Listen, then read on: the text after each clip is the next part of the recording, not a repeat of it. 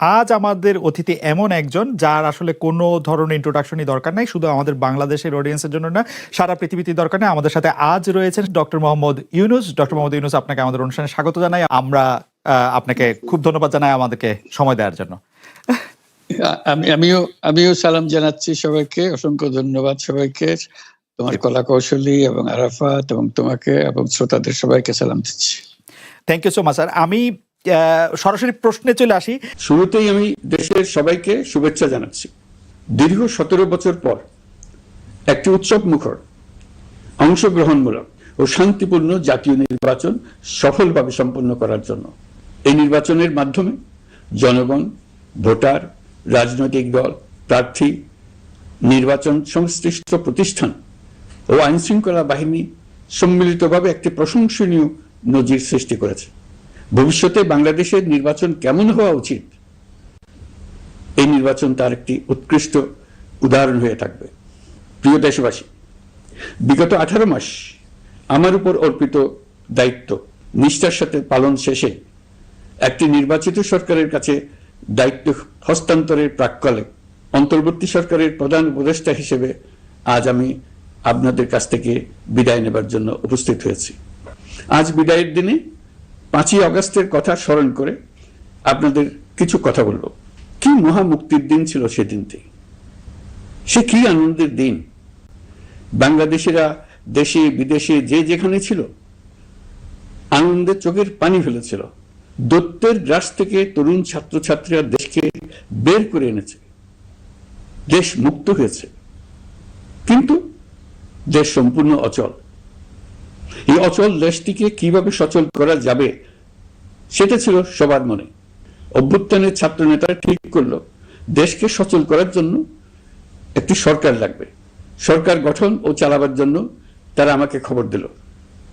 আমি তখন বিদেশে, আমি দায়িত্ব নিতে রাজি না। তারা জাতির প্রতি কর্তব্য পালনের কথা বলে আমাকে রাজি করালো। 18 মাস পর এখন আমার যাওয়ার পালা। আমি আজ আমার কাজ হতে বিদায় নিতে আপনাদের সামনে এসেছি। আমাদের প্রথম কাজ ছিল দেশকে সচল করা। এটি ছিল সবচেয়ে কঠিন কাজ। যারা দেশকে লুটে পুটে খেত তারাই দেশের এই যন্ত্র চালাতো। তাদের একান্ত অনুগত লোকজন নিয়ে অভ্যুত্থানের সঙ্গে সঙ্গে সবাই পালিয়ে গেছে। বড় কর্তা পালিয়েছে, মাঝারি কর্তা পালিয়েছে, অন্যরা ভুল পাল্টিয়েছে অথবা আত্মগোপনে চলে গেছে। কেউ নানা জনের সুপারিশ নিয়ে আসছে, তারা অভ্যুত্থানের গোপন সৈনিক ইত্যাদি। সরকারের ভেতর যারা পালিয়ে যাননি তাদের মধ্যে কাকে বিশ্বাস করবেন, কাকে বিশ্বাস করবেন না, এটি মহাসংকট হয়ে দাঁড়ালো। যতই মৃতদেহের অঙ্গ প্রত্যঙ্গবিহীন দেহের সন্ধান আসছিল ততই তারা চিহ্নিত হচ্ছিল। সেই থেকে 18 মাস চলে গেছে। অবশেষে 12ই ফেব্রুয়ারি আসলো। 1.5 যুগ পরে দেশে একটি জাতীয় নির্বাচন এবং ব্যাপক সাংবিধানিক পরিবর্তনের জন্য সর্বসম্মত জুলাই সনদের উপর গণভোট অনুষ্ঠান হলো। এই নির্বাচনে উৎসব মুখর পরিবেশ, দেশের সর্বত্র একটা ঈদের পরিবেশ ছিল যা আমাদের ইতিহাসে স্মরণীয় হয়ে থাকবে। এই প্রতিদ্বন্দ্বিতামূলক নির্বাচনে যারা জয়ী হয়েছেন তাদের আমি অভিনন্দন জানাচ্ছি। যারা পরাজিত হয়েছেন তাদেরকেও আমি অভিনন্দন জানাচ্ছি। হার জিতেই হলো গণতন্ত্রের সৌন্দর্য। যারা জয়ী হয়েছেন তারা মোট ভোটের প্রায় অর্ধেক পেয়েছেন। যারা জয়ী হতে পারেননি তারাও মোট ভোটের অর্ধেক পেয়েছেন। যারা জয়ী হতে পারেননি তারা এই জেনে আশ্বস্ত হবেন যে প্রায় অর্ধেক ভোটার আপনাদের উপর আস্থা রেখেছে। আগামী দিন নতুন সরকার দায়িত্ব গ্রহণ করবে। এর মাধ্যমে আমাদের 18 মাসের দায়িত্বের সমাপ্তি হবে। 24শে জুলাই মাসে বাংলাদেশের মানুষ এক অভূতপূর্ব অভ্যুত্থানের মধ্য দিয়ে তাদের মুক্তি, আকাঙ্ক্ষা ও মর্যাদার দাবি উচ্চারণ করেছিল। সেই সময় দেশ একটি গভীর রাজনৈতিক, অর্থনৈতিক, প্রাতিষ্ঠানিক ও মানবিক সংকটে নিপতিত ছিল। রাষ্ট্রযন্ত্রের উপর মানুষ আস্থা হারিয়ে ফেলেছিল। গণতন্ত্র হয়েছিল ধূলিসাৎ, ভবিষ্যৎ ছিল অনিশ্চিত। ঠিক সেই সংকটময় সময়ে আমাকে আহ্বান জানানো হয়েছিল একটি লক্ষ্য সামনে রেখে বাংলাদেশকে আবার স্বাভাবিক জীবনে ফেরানোর জন্য 3টি দায়িত্ব দেওয়া হয়েছিল: সংস্কার, বিচার এবং নির্বাচন। আমি ও আমার সহকর্মীরা সবাই আমরা সেই অঙ্গীকার রক্ষার চেষ্টা করে গেছি।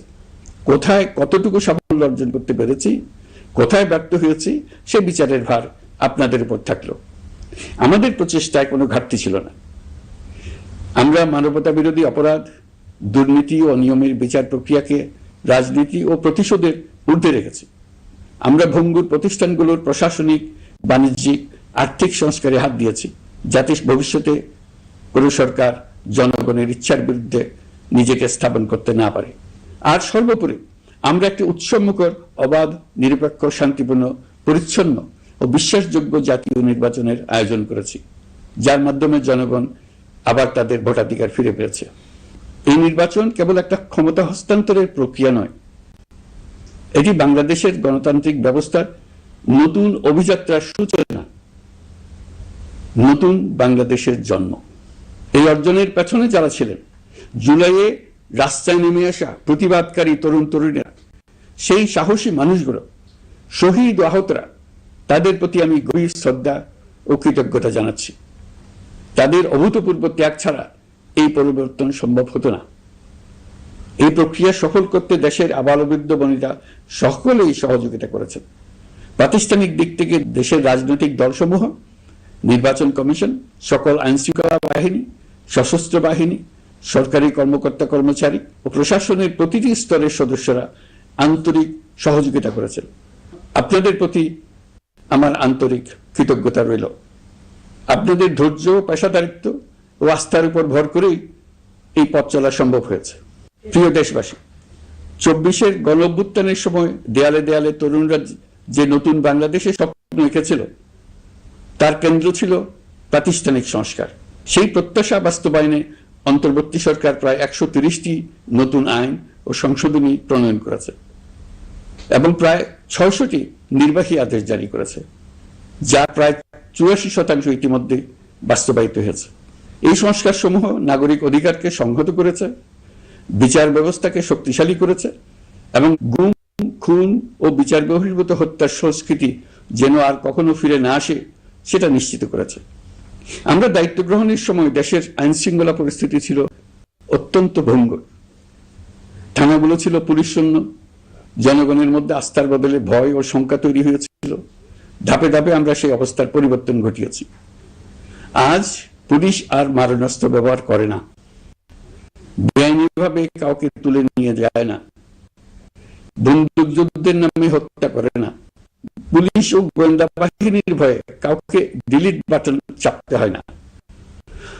জনবান্ধব ও জবাবদিহিমূলক বাহিনী হিসেবে 2025 প্রণয়ন করা হয়েছে।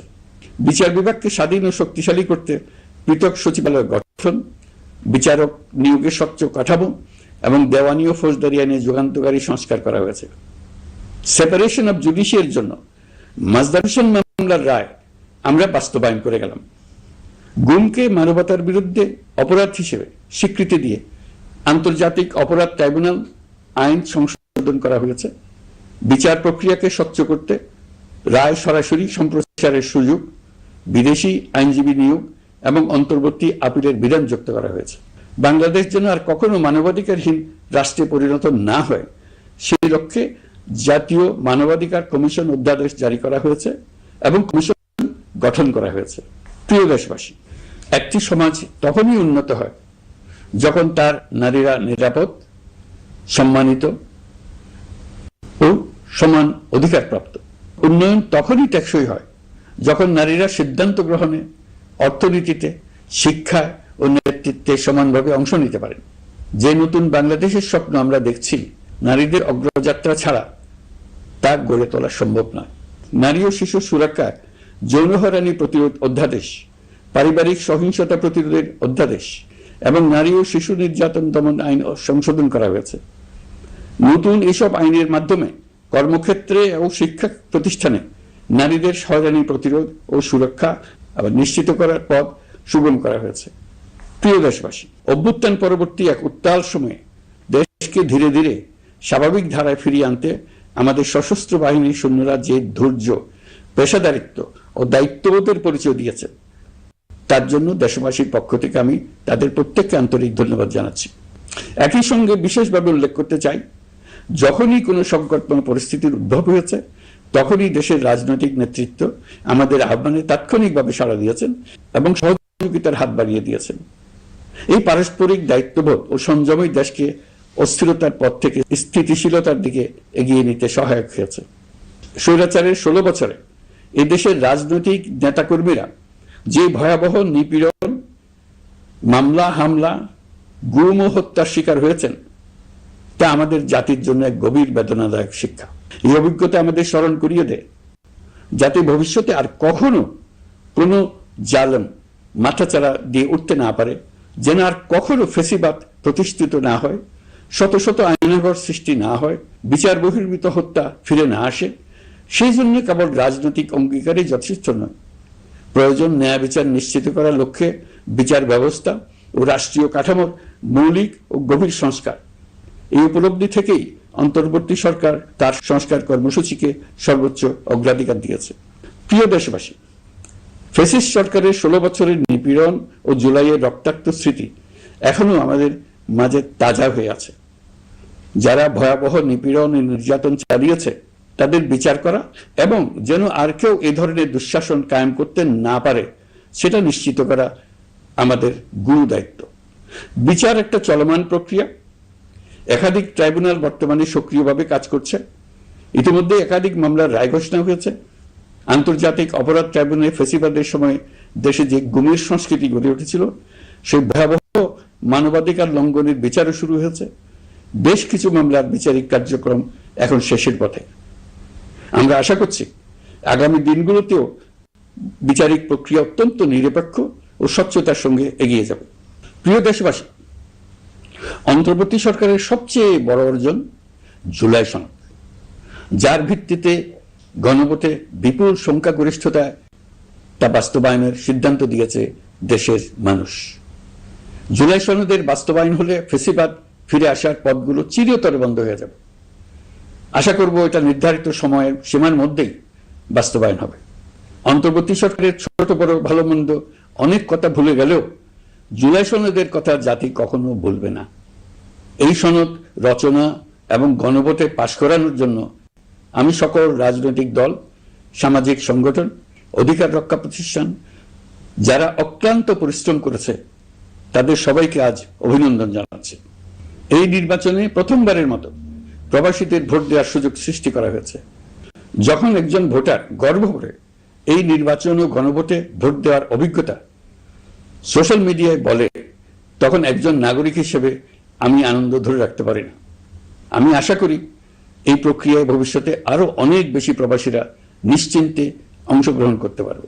প্রিয় দেশবাসী, আমরা দায়িত্ব গ্রহণের সময় অর্থনীতি ছিল বিপর্যস্ত, ব্যাংকিং ব্যবস্থা ভেঙে পড়েছিল, অর্থ পাচার ছিল লাগামহীন। আমরা রাজস্ব ব্যবস্থাপনা, করনীতি, মুদ্রা ব্যবস্থাপনা, আর্থিক খাতে কাঠামোগত সংস্কার এনেছি। তলাবিহীন অর্থনীতি আমাদের জন্য রেখে গিয়েছিল আগের ফেসিবাদী সরকার। কেন্দ্রীয় ব্যাংক বাণিজ্য ব্যাংককে ফতুর করে দিয়ে গেছে, $234 বিলিয়ন পাচার করে নিয়ে গেছে, বিশাল ঋণের বোঝা রেখে গেছে। এইসব আমাদের জানা কথা। আমরা যারা এই অর্থনীতি আবার চালু করার দায়িত্ব পেয়েছিলাম তারা দিশা খুঁজে পাচ্ছিলাম না। এখন যাবার সময় স্বস্তি পাচ্ছি যে আমরা অবস্থার মোকাবেলা করতে পেরেছি এবং নতুন অর্থনীতির বুনিয়াদ রচনা করে রেখে যেতে পারছি। এখন আর পাওনাদাররা আমাদের তাড়া করতে আসবে না। আন্তর্জাতিক লেনদেনে আমরা চোখে অন্ধকার দেখব না। আমাদের রিজার্ভের পরিমাণ এখন $34 বিলিয়ন। আমাদের দেশপ্রেমিক প্রবাসী ভাই বোনদের রেমিটেন্সের টাকায় এই রিজার্ভ ক্রমেই বাড়ছে। নিত্য প্রয়োজনীয় পণ্যের দাম নিয়ন্ত্রণে সরবরাহ বৃদ্ধি করা হয়েছে। টিসিবির কার্যক্রম সম্প্রসারিত হয়েছে। বাজার তদারকি ও মজুতদারির বিরুদ্ধে কঠোর ব্যবস্থা নেওয়া হয়েছে। এর ফলে খাদ্য মূল্যস্ফীতি উল্লেখযোগ্যভাবে কমেছে। শ্রমিক অধিকারকে মানবাধিকারের অংশ হিসেবে বিবেচনা করে আন্তর্জাতিক শ্রম সংস্থার গুরুত্বপূর্ণ কনভেনশন সমূহ অনুসমর্থন করা হয়েছে, যা কর্মক্ষেত্রে শ্রমিকের নিরাপত্তা ও মর্যাদা নিশ্চিত করবে। যুগান্তকারী নতুন শ্রম আইন প্রণয়ন করা হয়েছে। প্রবাসীরা আমাদের অর্থনীতির প্রাণশক্তি। তাদের সুরক্ষা ও কল্যাণে আইন সংশোধন, বিদেশে আইনি সহায়তা নতুন শ্রম চুক্তি এবং দক্ষতা উন্নয়ন প্রকল্প গ্রহণ করা হয়েছে। বন্দর ব্যবস্থাপনা ও বিনিয়োগ কাঠামোতে আমূল সংস্কারের মাধ্যমে ইউরোপীয় সর্ববৃহৎ বিনিয়োগ সহ একাধিক কৌশলগত প্রকল্প এগিয়েছে। ব্লু ইকোনমির সম্ভাবনা কাজে লাগাতে গভীর সমুদ্র বন্দর, মৎস্য ও আধুনিক টাউনশিপ উন্নয়নে নতুন কর্তৃপক্ষ গঠন করা হয়েছে। প্রিয় দেশবাসী, পররাষ্ট্র নীতিতে বাংলাদেশের সার্বভৌমত্ব, জাতীয় স্বার্থ ও দেশের মর্যাদা, এই তিনটি মূল ভিত্তি আমরা দৃঢ়ভাবে পুনরুদ্ধার করতে সক্ষম হয়েছি। নতজানু পররাষ্ট্র নীতি কিংবা অপর দেশের নির্দেশনা ও পরামর্শ নির্ভর বাংলাদেশ এখন আর নয়। আজকের বাংলাদেশ নিজের স্বাধীন স্বার্থ রক্ষায় আত্মবিশ্বাসী, সক্রিয় ও দায়িত্বশীল। বিশ্বের সকল দেশের সঙ্গে পারস্পরিক সম্মান ও স্বার্থের ভিত্তিতে সম্পর্ক গড়ে তুলতে আমরা প্রতিশ্রুতিবদ্ধ। একই সঙ্গে ভারসাম্য বজায় রেখে ভবিষ্যতের জন্য প্রয়োজনীয় কৌশলগত সিদ্ধান্ত নিতে সক্ষম এমন একটি রাষ্ট্র হিসেবে বাংলাদেশ আজ নিজেকে প্রতিষ্ঠিত করে রেখেছে। দুঃখজনকভাবে দীর্ঘ সময় ধরে এই সংকট নিরসনে কোনো কার্যকর সমন্বিত আন্তর্জাতিক উদ্যোগ দৃশ্যমান ছিল না। দায়িত্ব গ্রহণের পর আমরা আন্তর্জাতিক অঙ্গনে মৃতপ্রায় এই ইস্যুটিকে পুনরায় বিশ্ব মনোযোগের কেন্দ্রে নিয়ে আসতে সক্ষম হয়েছে। এই সংকটের গুরুত্ব অনুধাবন করে জাতিসংঘ আমাদের পাশে দাঁড়িয়েছে। জাতিসংঘের মহাসচিব নিজে বাংলাদেশ সফর করেছেন এবং সমস্যার টেকসই সমাধানে সহায়তার অঙ্গীকার ব্যক্ত করেছেন। আমার অনুরোধে জাতিসংঘে রোহিঙ্গা বিষয়ে বিশেষ সভা অনুষ্ঠিত হয়েছে।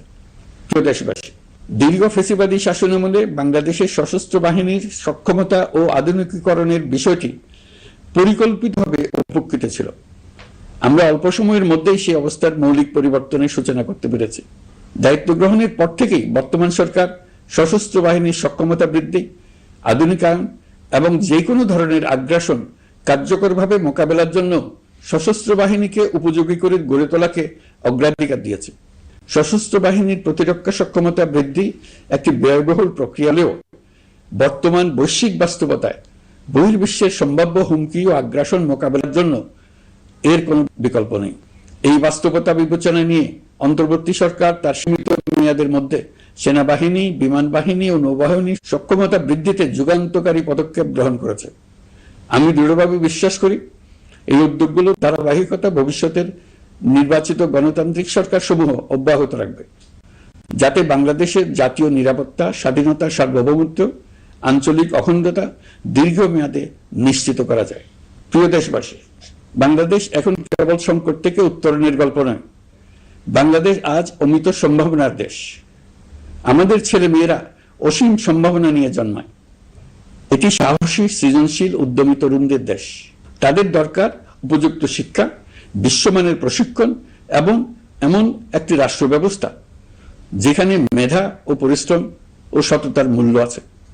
সারা বিশ্বে অর্থনৈতিক কর্মকাণ্ড পরিচালনায় প্রতি বছর বিপুল সংখ্যক দক্ষ, কর্মঠ, শৃঙ্খলাবদ্ধ কর্মীর প্রয়োজন তৈরি হচ্ছে, আর বাংলাদেশে আছে কর্মক্ষম বিপুল তরুণ সম্প্রদায়।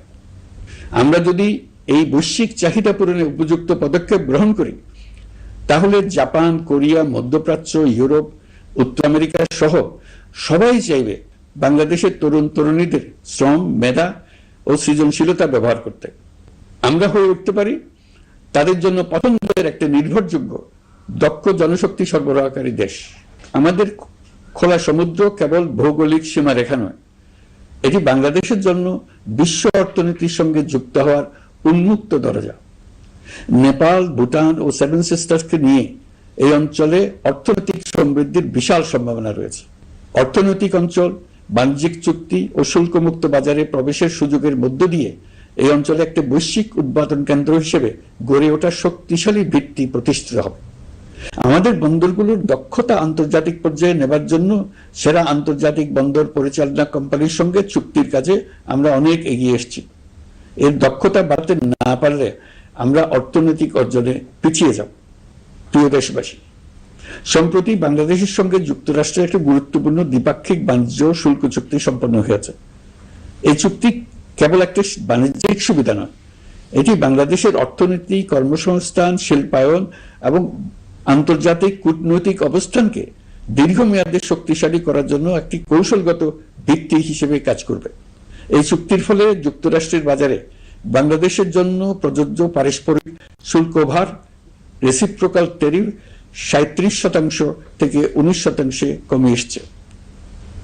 এই চুক্তির একটা বিশেষ দিক হলো যুক্তরাষ্ট্রে উৎপাদিত তুলা ও কৃত্রিম তন্তু ব্যবহার করে তৈরি পোশাক পণ্যে শূন্য পারস্পরিক শুল্ক সুবিধা। এটা একটা মস্ত বড় সুবিধা। এর মাধ্যমে যুক্তরাষ্ট্রের বাজারে শুল্ক সুবিধা পাওয়ায় বাংলাদেশি পোশাক আরো কম দামে যুক্তরাষ্ট্রে প্রবেশ করবে। যুক্তরাষ্ট্রের তুলা ব্যবহারের ফলে আমাদের সরবরাহ হচ্ছে আরো বৈচিত্র্যময় ও স্থিতিশীল হবে। এটি বাংলাদেশের পোশাক শিল্পকে উচ্চ মূল্যের ও উন্নত মানের পণ্যের দিকে অগ্রসর হওয়ার সুযোগ করে দেবে। প্রিয় দেশবাসী, বাংলাদেশের অর্থনৈতিক ভবিষ্যৎ টেকসই, বৈচিত্র্যময় ও প্রযুক্তি নির্ভর করার লক্ষ্যে জাপানের সঙ্গে সম্পাদিত অর্থনৈতিক অংশীদারিত্ব চুক্তি একটি ঐতিহাসিক ও কৌশলগত অগ্রগতি। এই অংশীদারিত্বের একটি গুরুত্বপূর্ণ সুফল হলো উৎপাদন ও রপ্তানির বহুমুখীকরণ। জাপানের সঙ্গে সহযোগিতার ফলে অটোমোবাইল যন্ত্রাংশ, ইলেকট্রনিক্স, রেলওয়ে সরঞ্জাম, গ্রিন টেকনোলজি এবং উচ্চ মূল্যের শিল্পপণ্যে বাংলাদেশ ধাপে ধাপে যুক্ত হতে পারবে। এতে আমাদের ঝুঁকি কমবে এবং বৈশ্বিক বাজারে বাংলাদেশের অবস্থান আরো শক্তিশালী হবে। পৃথিবীর শিল্পোন্নত দেশগুলো আমাদের দেশে বিনিয়োগ করবে শুধু জাপানে শুল্কমুক্ত রপ্তানির সুবিধা গ্রহণ করার জন্য। প্রিয় দেশবাসী, আমরা চীনের সাথে আমাদের উন্নয়ন সহযোগিতা গভীরতর করেছে। গত বছর মার্চে বেজিং এ চীনের প্রেসিডেন্ট শি জিনপিং এর সাথে বৈঠকে আমরা দুদেশের মধ্যকার কৌশলগত অংশীদারিত্বকে নতুন পর্যায়ে উন্নীত করার প্রত্যয় ব্যক্ত করেছে। ইতিমধ্যে তিস্তা নদীর সামগ্রিক ব্যবস্থাপনা ও পুনর্বাসন প্রকল্পের বিষয়ে উল্লেখযোগ্য অগ্রগতি হয়েছে। নীলফামারীতে 1000 শয্যার একটি আন্তর্জাতিক মানের হাসপাতাল তৈরিতে দুদেশ একমত হয়েছে। এই কাজটি আমরা এগিয়ে নিতে পেরেছি। আমরা এমন একটি বাংলাদেশ গড়ে তুলতে চাই যে বাংলাদেশ শুধু স্বল্প মূল্যের শ্রমনির্ভর অর্থনীতি নয়, বরং দক্ষতা ও প্রযুক্তি ও মূল্য সংযোজন ভিত্তিক অর্থনীতিতে রূপান্তরিত হবে। তবে আমি স্পষ্টভাবে বলতে চাই, এই সম্ভাবনা বাস্তবে রূপান্তরিত হলে 3টি বিষয়ের কোনো বিকল্প নেই: শিক্ষা, প্রশিক্ষণ এবং সততা। অতীতে রাষ্ট্রীয় ব্যবস্থাপনায় সীমাহীন দুর্নীতি, অসততা, অনিয়ম ও জালিয়াতিকে উৎসাহিত করা হয়েছিল। সেই সংস্কৃতি আমাদের পেছনে টেনে রেখেছিল, আমাদের বিশ্বাসযোগ্যতা ক্ষুণ্ণ করেছিল। নতুন বাংলাদেশকে সেই পথ থেকে সরে আসতে হবে। আমাদেরকে প্রতিজ্ঞাবদ্ধ হতে হবে নিয়ম মানায়, প্রতিশ্রুতি রক্ষায়, মান বজায় রাখায়, রাষ্ট্রের প্রতিটি স্তরকে দুর্নীতিমুক্ত করায়, স্বচ্ছতা ও দায়বদ্ধতা নিশ্চিত করায়। প্রিয় দেশবাসী, আমরা শূন্য থেকে শুরু করিনি, শুরু করেছি মাইনাস থেকে। ধ্বংসস্তূপ পরিষ্কার করে প্রতিষ্ঠান দাঁড় করিয়ে তারপরে সংস্কারের পথ ধরেছে। আজ অন্তর্বর্তী সরকার বিদায় দিচ্ছে, কিন্তু গণতন্ত্র, জবাবদিহিতা, বাক স্বাধীনতা, অধিকার চর্চার যে ধারা শুরু হয়েছে তা যেন কখনো থেমে না যায়। আমরা রাষ্ট্রীয় দায়িত্ব ছেড়ে গেলেও নতুন বাংলাদেশ গড়ার সার্বিক দায়িত্ব আমার, আপনার, আমাদের সবার। আমাদের সকলের দায়িত্ব দেশকে সত্যিকারের গণতন্ত্র হিসেবে পরিস্ফুটিত করা। জুলাই গণঅভ্যুত্থান আমাদের জন্য এই দরজা খুলে দিয়েছে। আমরা যদি স্বপ্ন, আকাঙ্ক্ষা ও শক্তিকে বাঁচিয়ে রাখতে পারি, তবে বাংলাদেশের অগ্রযাত্রা কেউ থামাতে পারবে না। গণঅভ্যুত্থানে যারা প্রাণ দিয়েছে, শরীরের অঙ্গ হারিয়ে দুঃসহ জীবনযাপন করছে, যাদের লাশ পুড়িয়ে ফেলা হয়েছে, যাদের লাশ এখনো খুঁজে পাওয়া যাচ্ছে না, যারা অল্পের জন্য বেঁচে গেছে, তাদের সকলের আত্মত্যাগকে এই জাতি যেন কোনোদিন ভুলে না যায়। প্রতিটি রাষ্ট্রীয় সিদ্ধান্ত গ্রহণে আমরা যেন তাদের ছবি মনে রেখে সিদ্ধান্ত নিই। আমাদের পরবর্তী প্রজন্মকে ক্ষমতাবানদের কিভাবে নিয়ন্ত্রণে রাখতে হয় সেই শিক্ষাটি যেন দিয়ে যেতে পারে। ক্ষমতাবানদের ক্ষমতা মানুষকে কিরকম মনুষ্যত্বহীন করে তুলতে পারে সেটা জাতির ইতিহাসে ধরে রাখার জন্য আমরা পলাতক প্রধানমন্ত্রীর বাসস্থান গণভবনকে জাতীয় জুলাই স্মৃতি জাদুঘর হিসেবে প্রতিষ্ঠিত করে রেখে যাচ্ছি। এখানে আপনাদের স্মৃতির বাস্তব নমুনা সংরক্ষণ করে রাখা হয়েছে। জাদুঘর যখন জনসাধারণের জন্য খুলে দেওয়া হবে, তখন আপনি যেখানেই থাকুন, দেশে থাকুন, বিদেশে থাকুন, আমি অনুরোধ করব আপনি সপরিবারে একবার এসে কিছুক্ষণ জাদুঘরে কাটিয়ে যাবেন।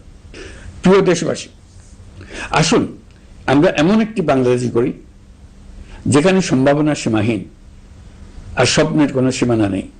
গত 18 মাসে ক্রমান্বয়ে এদেশের মানুষের মধ্যে গণতন্ত্র, একটি কল্যাণমূলক শাসন ব্যবস্থা, বাক স্বাধীনতা, ক্ষমতাকে প্রশ্ন করতে পারা, সমালোচনা করতে পারা, জবাবদিহিতায় আনতে পারার যে চর্চা শুরু হলো, উৎসবমুখর পরিবেশে নির্বাচন আয়োজন করে জনগণের অধিকার নিশ্চিত হলো, এই ধারা যেন কোনো রকমেই হাতছাড়া হয়ে না যায়। আমি বিশ্বাস করি বাংলাদেশের আপামর জনসাধারণ এবং সকল রাজনৈতিক পক্ষ ইস্পাত কঠিন ঐক্যের মাধ্যমে এই ধারাকে আগামী দিনগুলোকে রক্ষা করবে, সমৃদ্ধ করবে। অধিকারের বিষয়ে, দেশের স্বাধীনতা সার্বভৌমত্বের বিষয়ে পরবর্তী প্রজন্মের জন্য একটি সুন্দর বাংলাদেশ গড়ে তোলার প্রত্যয়ে দৃঢ় থাকতে হবে। দলমত, ধর্ম, বর্ণ, নারী পুরুষ নির্বিশেষে সবাইকে আহ্বান জানাই একটি ন্যায়ভিত্তিক, মানবিক ও গণতান্ত্রিক বাংলাদেশ গড়ে তোলার সংগ্রাম অব্যাহত রাখতে। এই আহ্বান জানিয়েই আমি অত্যন্ত আশাবাদের সঙ্গে আজ আপনাদের কাছ থেকে বিদায় নিচ্ছি।